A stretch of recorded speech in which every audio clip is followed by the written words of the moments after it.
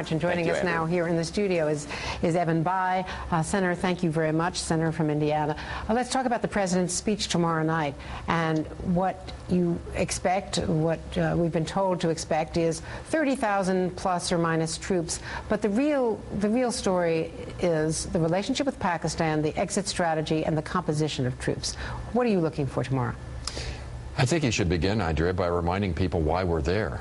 It's been 8 long years since 9/11, but after all, 3,000 Americans lost their lives, in addition to tremendous economic damage done to this country because of a failed state in Afghanistan. So I think he needs to start out by reminding people of what the stakes are. Then secondly, as your previous discussion indicates, this is a very complex situation. He received divided counsel. I think he needs to clearly lay out why he is accepting the strategy that he is advocating, why he thinks this gives us the best chance of success. I think and then to lay out ultimately how we go about extricating ourselves from Afghanistan, which is what we'd all like, in an acceptable way. I think he needs to do those 3 things. Now, you are on the Armed Services Committee, you're on the Intelligence Committee.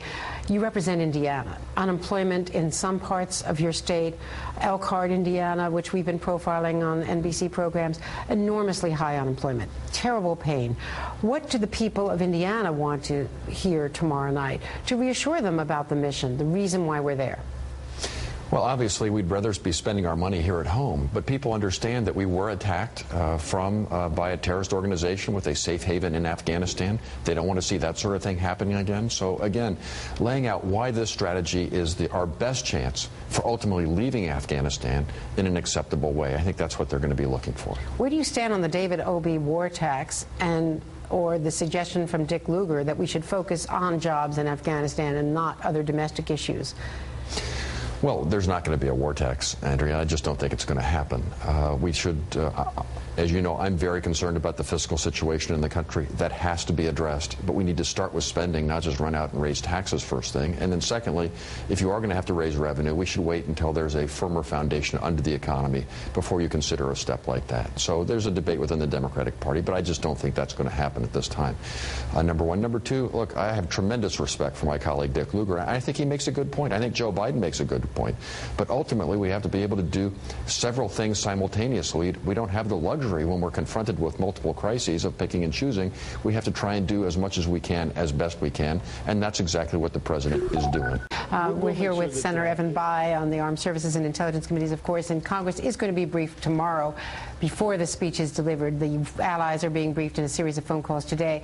But a big part of this is Pakistan. One of the interesting reports over the weekend is that President Zardari in Pakistan is turning over authority for the nuclear codes to the military, the Pakistani military, with whom the U.S. has been working more and more closely. There's an effort in the President's speech, we're told, to reach out to Pakistan, to reassure Pakistan. How important is that part of the speech? It's vitally important, Andrea. And one of the things your viewers should know is that our forces are incredibly competent. But ultimately, at the end of this, it's not up to us. It's up to them, both the Afghans and the Pakistanis. Both of them have to do their part if this is going to have a successful conclusion. And they've got some real issues on both sides of that border. So, you know, it's a process of working with them, but encouraging them to do better at what they need to do.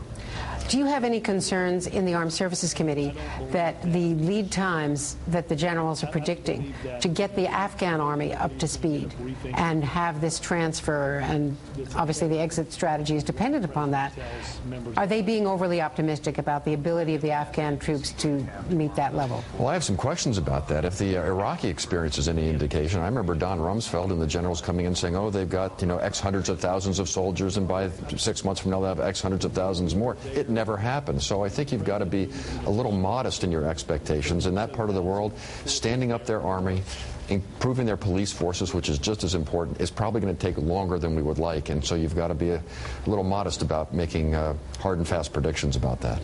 And just while we've been on the air and while Robert Gibbs has been talking, Senator, there was a yacht, a British yacht, and apparently Iranian authorities have detained the crew of a British yacht. We've been through this drama before with previous episodes a couple of years ago, but that will be something we'll all be watching as well. Senator Evan Bayh, thank you very much for standing by with us. Great to be with you. I even got to hear a little bit about the Real Housewives of D.C. Who would have thought? Who would have thought? That kind of connection between Robert Gibbs, the Real Housewives, and the White House State Dinner, and Afghanistan. Thank you so much. Take care. And I'm Andrea.